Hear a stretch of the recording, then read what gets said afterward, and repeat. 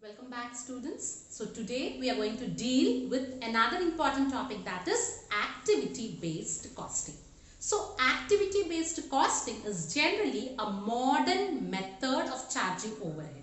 So when I say this sentence, I need to give clarification on two important points. That is, the first one is what is an overhead, and the second one is what are the different methods of charging overhead. So coming to the first point, that what is an overhead? So as we all know that there are different costs incurred on a product. The two main types of cost on a product is direct cost as well as indirect cost. So direct costs are those costs which are easily traceable on a product, and indirect costs are those costs which cannot be easily traced on a product. So in order to clarify these two types of costs, let me give you an example. That is, if you want to manufacture a rolling chair, the different parts in order to manufacture a rolling chair is, you may need cushion, seat cover, you may need tires, you may need steel, you may need a carpenter in order to manufacture that rolling chair. So the different costs which are incurred in order to manufacture that chair is termed as direct cost. Okay, so that is the cost of a carpenter, the cost of a cushion, the cost of a roller, the cost of steel. So these are the costs which can be traced from a product. So these are termed as direct cost. But just tell me, are these the only parts which are needed in order to manufacture a chair? Definitely no. You may need electricity while manufacturing, that is for drilling and all. You may need some screws, you may need tape, you may need oil or grease, isn't it? So these are the other materials which are needed in order to manufacture a chair. But these materials cannot be traced on a product. A cost is incurred on this product, but they cannot be traced on a product. So those costs which cannot be traced on a product is generally termed as indirect cost. Clear? So these indirect costs are also termed as overhead. So coming to the treatment of overheads, generally how it is treated is, all the overheads are generally totaled, and on the basis of either direct material, direct labor or man hours, a single overhead recovery rate is found out, and this overhead is generally charged to the product. Clear? I am repeating it. The overheads are treated in a manner that first all the overheads are totaled, and either on the basis of direct material, direct labor or man hours, a single overhead recovery rate is found out, and this recovery rate is charged to the products. This is how overheads were charged, and the method of charging overhead in this manner is termed as traditional costing. Clear? But the limitation of this traditional costing is, here what happens is, a single overhead recovery rate was charged to all the products, and all the products may not consume all the overhead rates. That is, even though the product consumes overhead or do not consume particular overhead, it is bound to bear that overhead cost. As a result, the cost increases. Another limitation of traditional costing is, it assumes that overhead as well as volume of production are directly proportional to each other.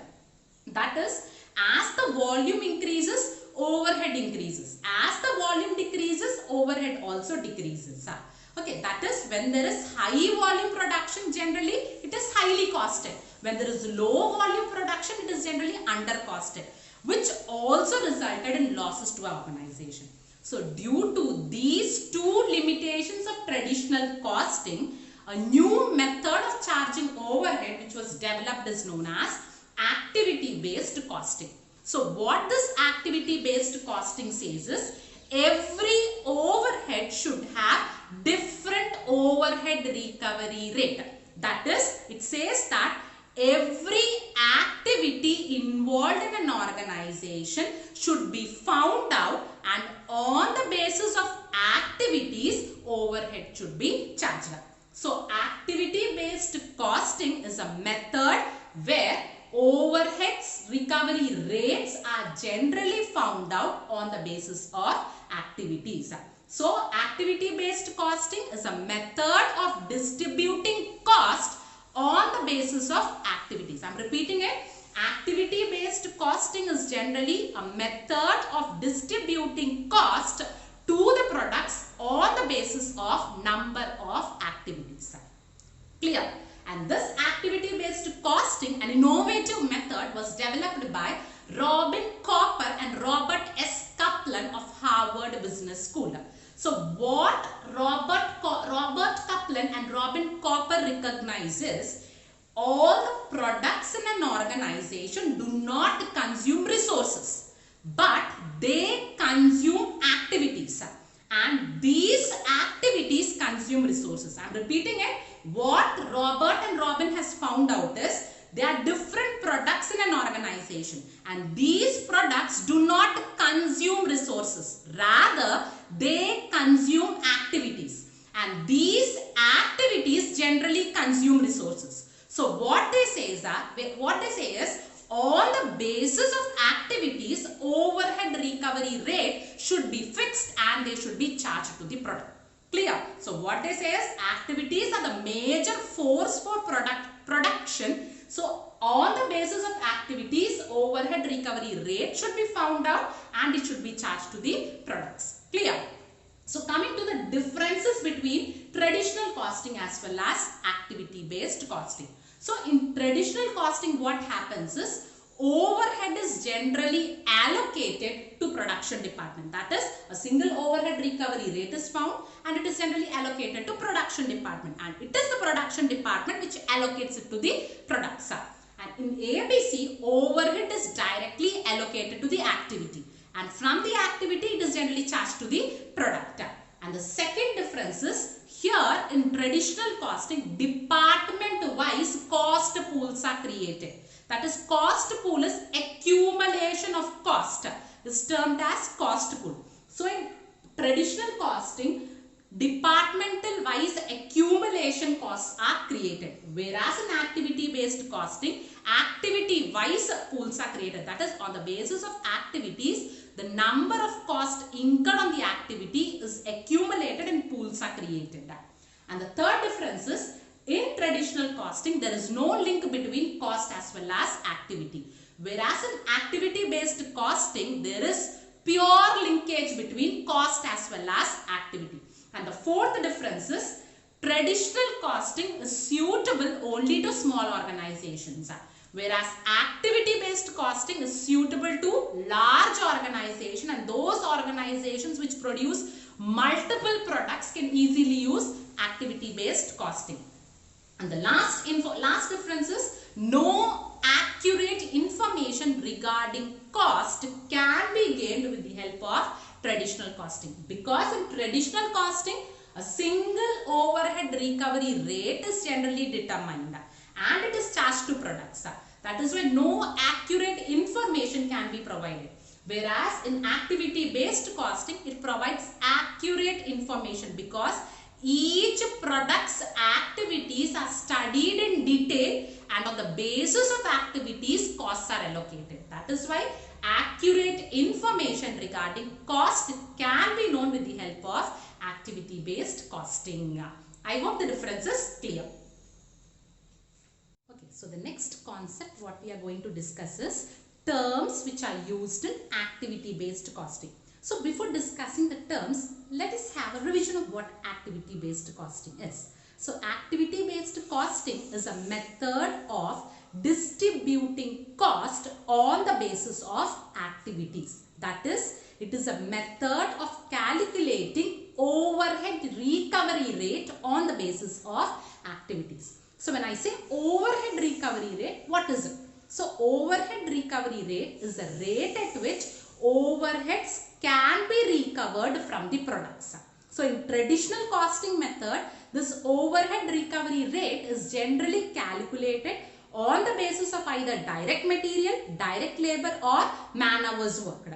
But in case of activity based costing, this overhead recovery rate is generally calculated on the basis of number of activities. So activity-based costing is a method of costing on the basis of activities. That is, in activity-based costing, overhead recovery rates are calculated on the basis of activities. Clear?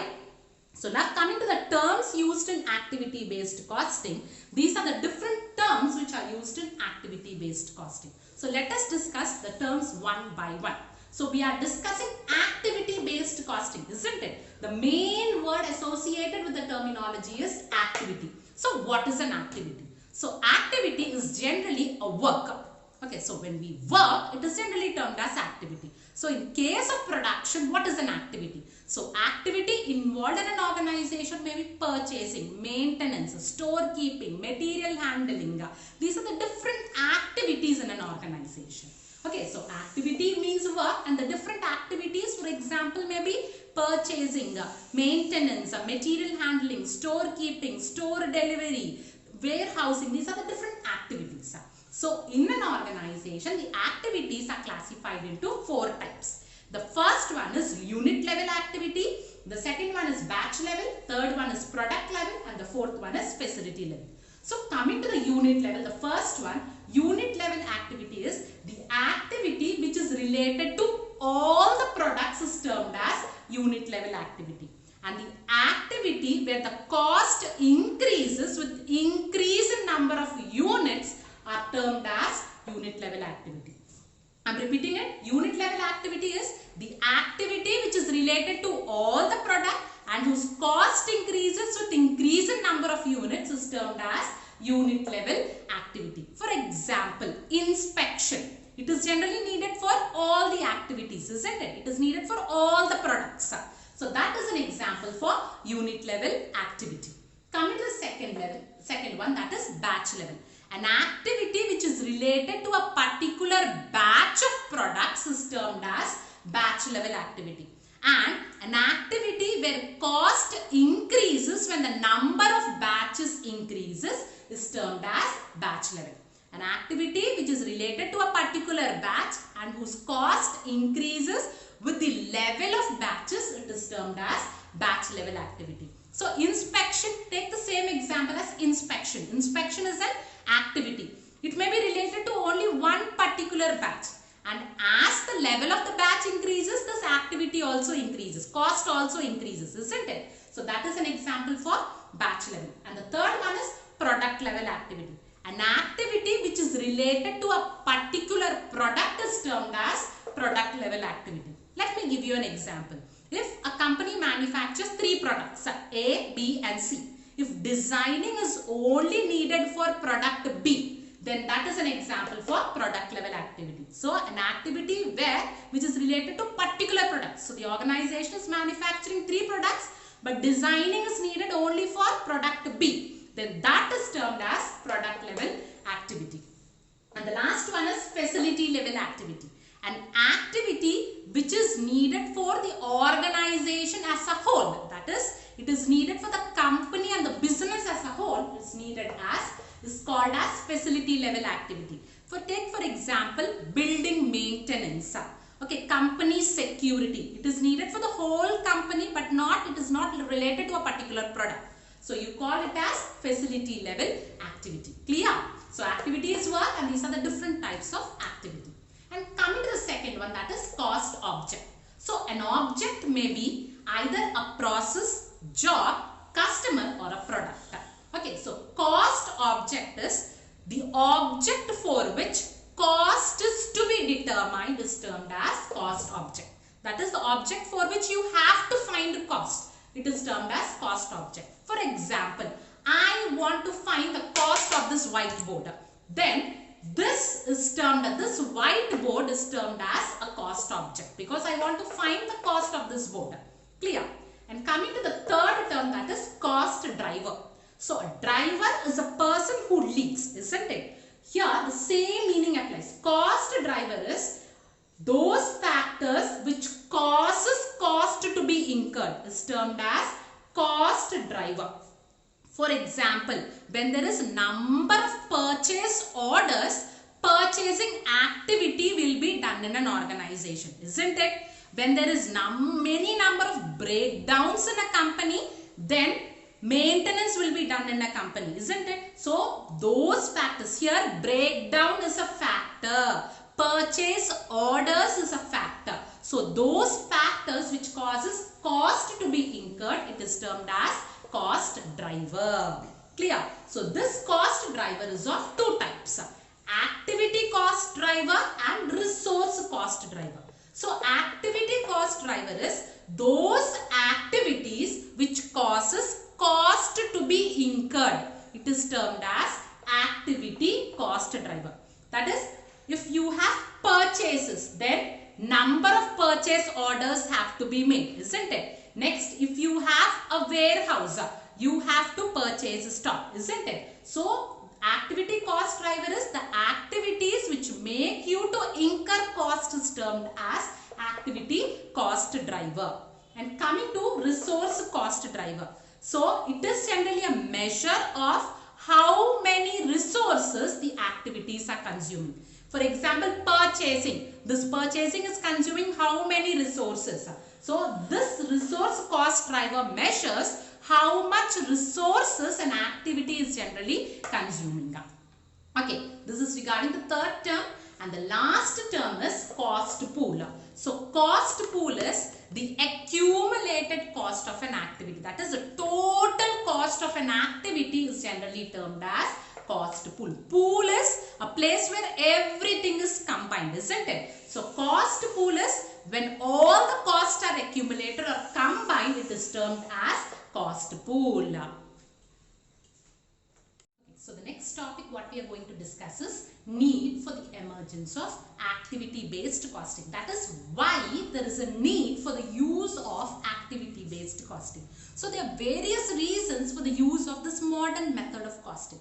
But the main 6 reasons are, the first one is growing overhead cost. So these days when you compare with your direct cost, overhead costs are increasingly increasing in an organization. So when the overhead costs are increasing in the organization, they have to be accurately determined and they have to be accurately allocated to the product.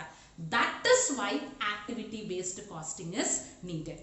And the second need is increase in market competition. So the market competition is increasing day by day. For many products, market competition is increasing. So in order to sustain in the market, your price fixed for the product should be correct. So when you want to fix a correct price for the products, your cost should be correctly determined. So in order to determine your cost correctly, overheads should be distributed accurately. So in order to distribute overhead accurately, the best method which is suitable is activity-based costing. Okay, the third need is product diversity. So as you all know, most of the companies are going for product diversification. That is producing multiple products. So when multiple products are produced, it generally consumes much amount of different types of overhead resources. So when different types of overhead resources are generally consumed, then it needs an accurate basis for costing. That is why activity-based costing is generally needed. And the fourth point is limitations of traditional costing. So this traditional costing, overheads are generally calculated on the basis of either direct material, direct labor, or on the basis of man hours worked, and they are charged to product. So what happens is, even though the company is manufacturing different products, those products may incur that overhead cost or may not incur that overhead cost. So even though cost is incurred or even though cost is not incurred, all the products have to bear the overhead cost, which is generally a limitation. So that in order to avoid that limitation, activity-based costing is generally developed. And the fifth need is consumption of overhead is not driven by volume. So we have a second limitation for traditional costing. So what is the second limitation is traditional costing assumes that volume of production as well as overhead are proportional. That is, as volume of production increases, generally overhead increases, and volume of production decreases, overhead also decreases. So what does it mean is when volume of production increases, then the product will be highly costed, and the volume of production decreases, then the product will be lowly, underly costed. So it is generally a disadvantage to the costing system. So in order to avoid the disadvantage, and if the production is not driven by volume, then the method of costing which is needed is known as activity-based costing. And the last reason is cost control. So if the organization wants to control unnecessary cost on different activities, then the method which has been developed is termed as activity-based costing. So these are the needs for the emergence of activity-based costing. I hope it is clear. Coming to the advantages of activity-based costing. The first advantage of activity-based costing is accurate costing. So in activity-based costing, overheads are distributed accurately. So as overheads are distributed accurately, this method of costing is generally very accurate. Okay, and the second advantage is more logical allocation of overhead. So under ABC, overheads are generally allocated on the basis of activities to the products. Hence, there is logical allocation of overhead. And the third advantage is identification of non-value added activities. So non-value added activities are those activities which do not add value to the customer but adds cost to the business. That is, those activities where cost is incurred to the business but no value is added in the minds of customers, it is termed as non-value added activities. So ABC helps the organizations to find out what are the non-value added activities which are prevalent in the organization and tries to eliminate all those non-value added activities so that the cost can be reduced. And the fourth advantage is it helps to identify cost and the activities that can be minimized.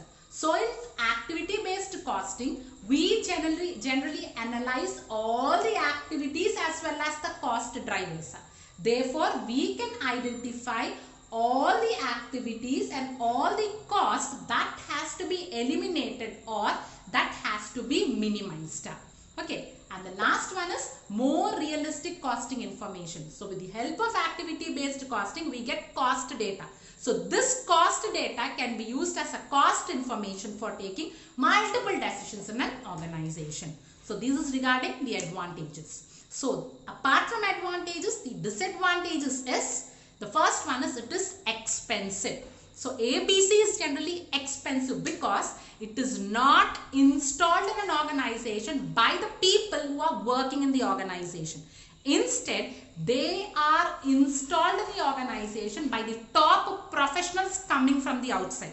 So what these professionals do is they conduct a survey of the entire organization. They generally find out what are the different costs and the activities involved in the organization, and they try to link the cost with the help of activities. And after that, they prepare a software of accounting based costing. Okay, and in that software, they enter the cost as well as activity information. This is generally an expensive task. That is why it is not easily implemented. Okay, that is a limitation. And the second disadvantage is not suitable for small organization. As I told you, activity-based costing, top professionals have to be appointed. You have to do many things, like you have to conduct a survey in the organization, find out cost, find out activities, relate cost and activity. Many things have to be done.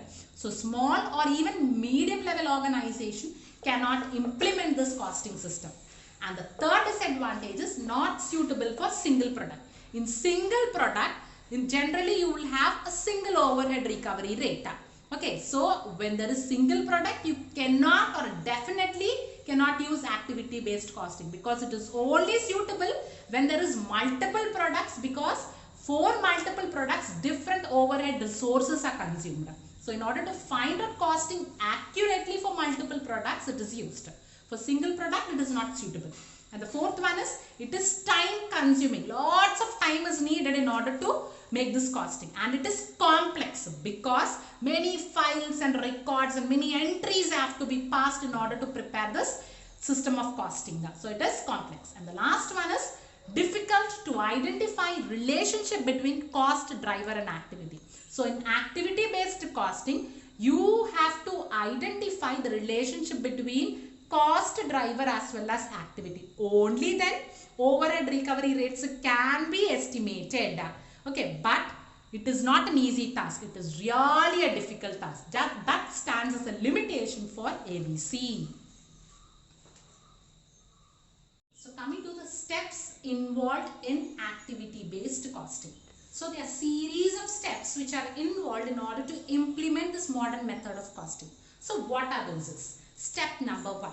So the step number 1 is make a list of all the activities which are carried out in the organization. So in an organization, there are different level of activities which are carried out.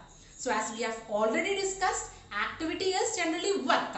So the different levels of activities which are carried out in an organization may be unit level activity, batch level activity, product level activity, or facility level activity. So the first thing what the organization has to do is, it has to make a list of all the activities which are carried out in the organization. And the second step is, it has to divide the activities into primary activities and secondary activities. So primary activities are the main activities which are needed in order to produce a product. Secondary activities are supporting activities. That is, those activities which support primary activities are termed as secondary activities. Let me give you an example. When I say machine handling is a primary activity, then the secondary activity would be cleaning of machines or greasing of machines, oiling of machines. So this is done in order to support this main activity, isn't it? So that oiling or greasing is termed as secondary activity. So the second step what the organization has to do is, it has to divide the entire activities into primary activities, that is main activities, and secondary activities, that is supporting activities. And the third step is group the cost data activity wise. So all the overhead cost is collected by the company. So that cost data should be grouped into activity wise, in the sense that different activities which are performed in the organization, isn't it? It may be purchasing, maintenance, material handling, storekeeping, warehousing. So there are different activities performed in an organization. So all the cost data should be grouped in the form of activity. That is, purchases, different cost involved should be written under purchases. Maintenance, different cost involved should be written under maintenance. So grouping of cost data should be done in the way of activity. And the fourth one is charge common cost to various activities to each activity. So there will be common costs which are incurred for all the activities. So that common cost should be allocated to each and every activity. Okay. And the fifth step is charge secondary activity cost to primary activity cost. Okay, so secondary activities are supporting activities for primary activities, isn't it? So secondary activities are those activities which support primary activity. So all the secondary activity costs should be charged to primary activities on the basis of services rendered. This is termed as reapportionment of overhead. So once the secondary activity costs are allocated, the next thing is you have to total all the primary overhead activities. That is, you have to total the overheads of all the primary activities. So these are the primary activities. So you have to total all the primary activities. So the total of primary activities are generally termed as activity pool. Okay, the total cost of primary activities, that is all the total of purchasing activity is termed as activity pool. All the total of maintenance activity is termed as activity pool. So the next step is total overhead of each primary activity. Once totaling is over, the next thing what has to be done is the total overhead cost, that is activity pool, should be divided by each activity cost driver. For example, for purchases is an activity. The cost driver for purchases is number of purchase orders, and maintenance is an activity. The cost driver for maintenance is number of breakdowns. So on the basis of cost driver, divide the total activities. So then if you divide, you will get a rate, and that rate is termed as activity overhead recovery rate. And this rate is used to charge overhead to cost objects. So this overhead recovery rate is generally used as a rate to be charged to products. How you will charge? Actual overhead recovery rate should be multiplied with different amount of each activity that each product consumes. When you multiply, you will get an amount, and that amount is the amount which is charged to the product. So these are the steps of how you generally implement ABC in an organization. So first thing what you have to do is you have to find out different activities, divide activities into two, primary and secondary. Next you have to group the cost data on the basis of activity, and common cost should be distributed to each activity, and secondary activity cost should be distributed to primary activity, and then you have to take the total of all the primary activities. Then that total is known as activity pool. Then that activity pool should be divided by activity cost driver. Then you will get an overhead recovery rate, and this overhead recovery rate should be used to charge to products to recover your cost. Clear? So when you want to implement this ABC practically, you have to fulfill certain requirements. Okay, you have to fulfill certain requirements in order to implement this activity into your organization. So what are the requirements? Is staff training. So you have to train your staff regarding what are the different activities, what are the different cost drivers, what are the different cost objects, what are the different costs involved in the organization. Full training should be given to the staff. Only then ABC can be implemented. The second requirement is you have to carefully select the cost driver. So cost driver are the factors which cause cost in an organization. So those drivers should be carefully selected in an organization. Only then ABC can be implemented. And the third requirement is management commitment. So the top management commitment and involvement should be gained when you are implementing ABC. And the fourth one is overcoming resistance. So the employees may not always welcome a new method of costing, because employees will have a fear that this new method may generally lead to loss of jobs, may generally lead to overburdened work. So the fourth requirement what is needed is overcome the resistance of employees on implementing ABC into your organization. And the fifth and the most essential requirement is viability of ABC system to your organization. So you have to pre-test whether ABC can be practically implemented in your organization. If implemented, what are the advantages you will have? That viability has to be judged by drawing an operational diagram. So once viability is judged, you can easily implement the activity-based costing into your organization. So this is regarding ABC. Thank you.